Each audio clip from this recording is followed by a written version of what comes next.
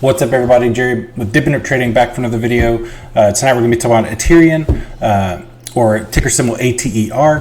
For those of you guys that missed it from my video a few days ago, I kind of forecasted this could have potentially been the way that the stock could have been running, and obviously we did, which is fantastic. So I'm just going to be jumping into some of the technical analysis. We're going to check on the Ortex data and see if we had any major change there as well. I'm going to be kind of giving you guys like a brief summary of where I could see this thing going tomorrow and the next day, whether it be up or down, just to kind of prepare you guys for what's to come. Other than that, though, before I get this thing rolling, don't forget to hit that subscribe, smash that like button. It's going to be down at the bottom of the window. So yeah, would really appreciate you guys helping out the channel. Helps more people find the content. Yeah, that's pretty much it. All right, so let's get this thing going. Okay, so on the day, Aterian finished in the intraday at $13 even, up 10.83% for a dollar cost of $1.27 up on the day. Volume looked pretty good. The average is usually around 17 million. We traded almost 3 times, or I would say about 3 times that, or a little over 3 times that. So definitely a good day in terms of volume. I would expect some sort of continuation tomorrow. Just in terms of what I'm looking at in terms of the chart side of things. So, I mean, this is definitely just us stair-stepping up, and it's becoming a pattern. So it's becoming a little bit more predictable. So right here, we're in this downtrend where we're bouncing off of that ascending level of support. So we did it once here, and we took off, came down, did it once again, took off, came down, did it once again, took off, and now we came down again, and we've hit it today. So if we continue this 1, 2, 3, now 4-time trend, we're going to continue to see this thing run. Now, I would expect there could be some people that are probably going to be taking some profits. It wouldn't really surprise me in the least bit. Or even if we were just kind of slowly following this ascending level, that would be good too. If we don't and we happen to break down through this, whether it be via a catalyst or more short positions being taken out and shorted into the market, that could be a possibility. If we do break down through this, though, we have some strong levels of support, one at 1250, another at 1224, and then another around 1181 or so.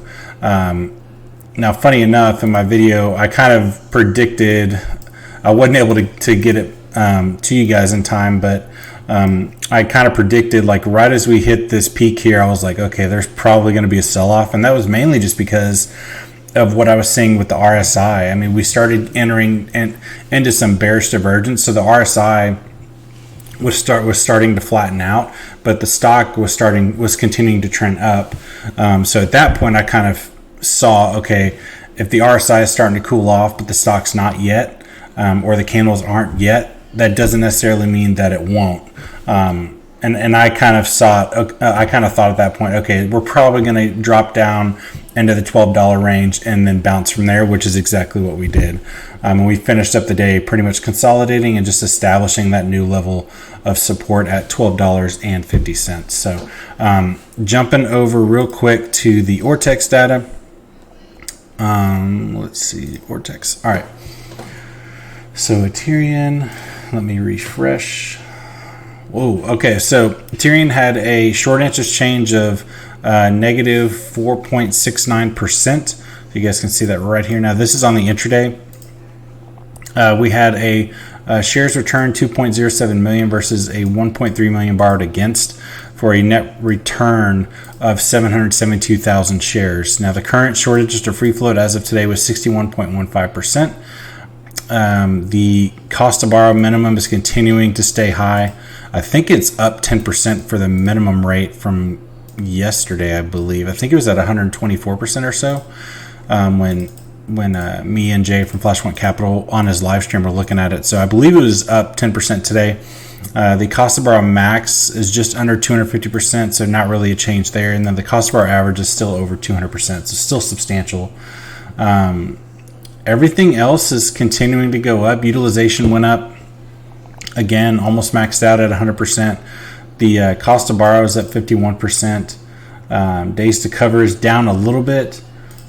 let's see, shares on loan is up 15%. So that's the thing too, is like, even though we did have a net return, I would anticipate that, this is just as of today, but 7 days prior, they were just continuing to add to their position. So obviously, every day that we're finishing more and more, and there's more calls that are expiring in the money, there's going to be more FTDs, which is just going to cost, these hedge funds or these companies that are taking out these short positions against these companies.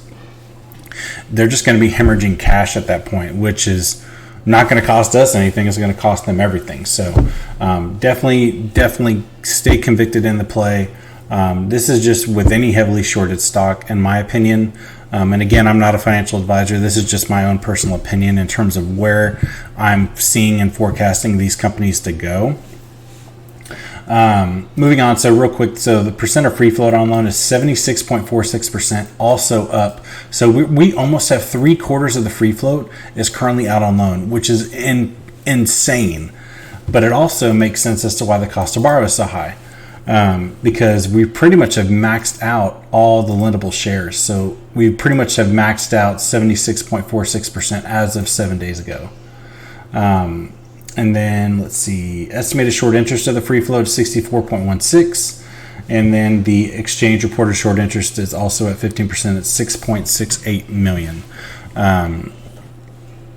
So yeah, I mean, pretty much everything is continuing just like it was. So it's kind of just a rinse and repeat. Like I said, I'm kind of expecting, let me jump over to the chart. So I'm kind of just expecting this to continue. I mean, it wouldn't surprise me if we just kind of bounced around a little bit, or even kind of had like a fake out breakdown just to kind of shake out any kind of paper hands. The RSI does need to cool off. Now I'm looking at the 5-minute, 30-minute, we're around 55 points. The 1 hour, we're around 58. The daily, we are at 60. And the weekly, we're at 49. So on the weekly side of things, I mean, this thing could continue to run. They still has plenty of runway on the weekly. And then the monthly, same thing, still has plenty of room to run. So in terms of the long term of the play, it's definitely something that you want to stay in for sure. And basically anytime we have a dip, continue to buy the dips, average yourself down, just to keep your cost basis up, but your cost per share down. So yeah, that's just the way that I go about, maximizing my profits for one, and also continuing to increase my position. So, yeah, I mean, that's pretty much it. I'm not really seeing anything else too crazy. Don't really have any bullish or bearish divergence here from what I'm seeing, but looking at the intraday tomorrow, that could change, when we enter pre-market or even market open tomorrow. But yeah, other than that, that's it. Appreciate you guys joining me tonight, and I will see you guys on the next one. Peace.